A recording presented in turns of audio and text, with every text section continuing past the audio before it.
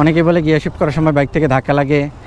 আর এছাড়াও gear shift যদি perfectly না হয় আপনার বাইকের ক্লাচ প্লেটের উপর চাপ পড়বে, গিয়ার বক্সের উপর চাপ পড়বে, অল ওভার ইঞ্জিনটার ক্ষতি হবে, আপনার চেন সেটের মধ্যে টান লাগে। গিয়ার ফেলাইলাম, দেন আমি আরপিএমটা এই যে 2000 2500 আরপিএম রাখছি, এই যে ক্লাচ লিভারটা আস্তে আস্তে ছাড়তেছি। এই যে বাইকটা চলা শুরু করলো, বাইকটা রান হয়ে গেল, তখন আমি ফুল ক্লাচটাই ছেড়ে দিব।